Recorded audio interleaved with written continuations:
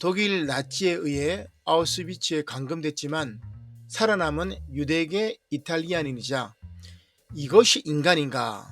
라는 책을 통해 아우슈비츠 수용소의 이야기를 쓴 프리모 레비의 말입니다.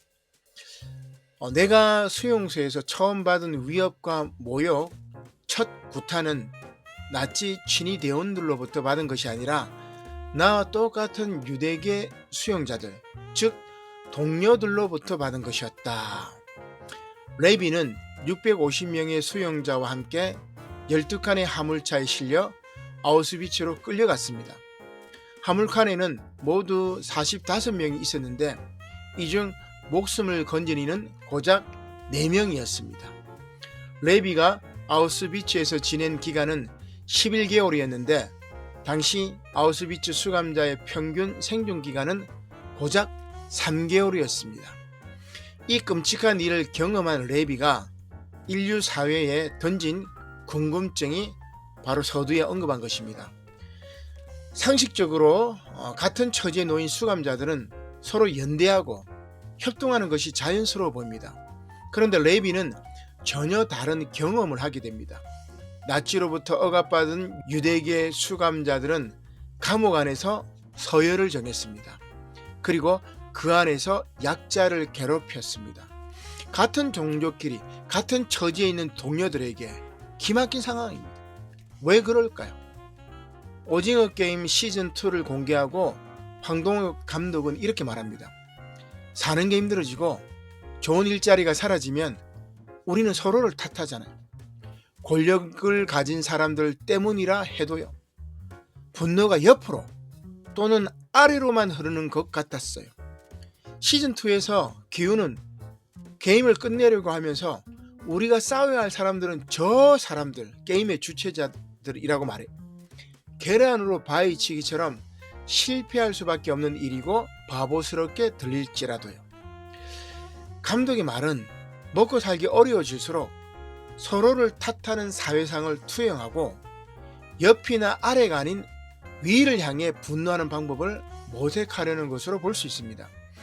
이것이 바로 평생을 인종차별과 식민주의에 맞서 싸웠던 탈식민지 이론가 프란츠 파농의 연구입니다. 그는 이렇게 질문을 합니다. 가난하고 힘없는 군중들이 왜 동료들에게 폭력을 휘두르는가? 프랑스 국적의 정신과 의사로 알제리에 정착한 파농이 맨 처음 주목했던 일은 알제리에서 일어났던 숱한 폭력 사태였습니다. 그 시절 알제리에서는 크고 작은 폭력 사건이 끊이지 않았습니다. 하루가 멀다 하고 민중들끼리 서로 죽이고 죽였습니다. 가령 하루 14시간의 고돈 노동을 마치고 천막에 돌아온 알제리 민중은 옆 천막에서 아기가 시끄럽게 운다는 이유로 그 천막으로 돌진해 아기를 흉기로 찔러 죽였습니다. 또한 더 이상 외상을 주기를 거부하는 상점 주인을 야밤에 찾아가 찔러 죽인 젊은이도 있었습니다.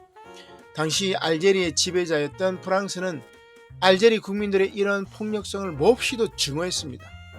알제리 국민들은 선천적으로 저열하고 폭력적이며 이유 없이 살인하고 범죄 성향이 강하다.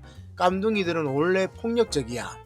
그러나 파농은 1954년부터 1959년까지 자신이 직접 치료한 정신병 환자들의 치료 기록을 바탕으로 이러한 수평적 폭력의 원인을 이렇게 규명합니다. 알제리 국민들이 폭력적인 이유는 바로 프랑스인들이 가하는 수직 폭력 탓이다. 이것이 현대 정신의학계에 큰 충격을 안긴 파농의 폭력론입니다. 프랑스의 알제리 국민들을 향한 수직 폭력으로 인한 알제리 국민들 간의 수평 폭력이죠. 수직 폭력은 지배 계급이 피지배 계급에게 가하는 폭력입니다. 수평 폭력은 같은 위치에 있는 피지배 계급들 사이에서 벌어지는 폭력입니다. 파농의 분석에 따르면 인간은 수직 폭력으로부터 피해를 크게 입을수록 수평 폭력의 유혹에 빠진다는 것입니다. 자신을 공공한 처지로 몰아넣은 것은 지배계급이지만 정작 그 일을 당한 민중들은 자기보다 못하거나 약한 사람을 죽이고 두들겨 패는 방식으로 자신들의 한과 고통을 푸는 것입니다. 기막힌 세상입니다. 판홍의 절규입니다.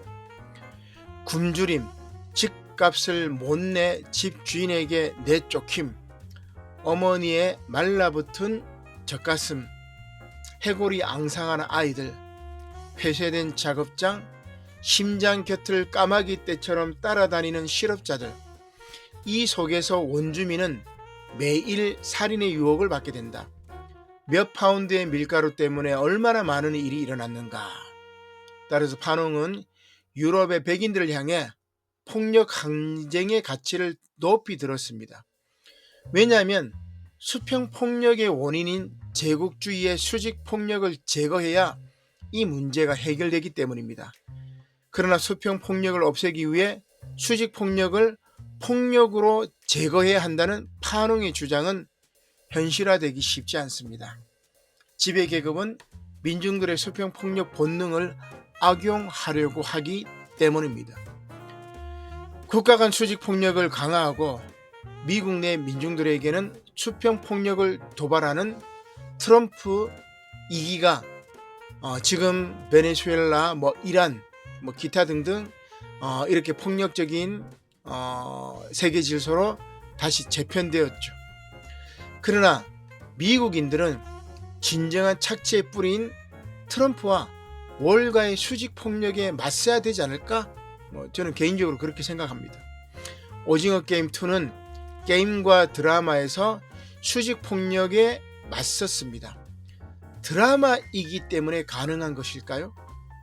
따라서 프랑스의 철학자 장폴 사르트르는 판홍의 미완의 책 대지에 저주받은 사람들에서 그 서문에서 이렇게 호소합니다.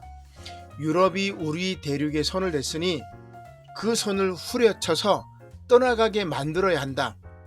역사의 현장에 뛰어들어 투쟁을 시작하자. 마땅한 무기가 없다고? 시칼이라도 들어라. 그것이면 충분하다.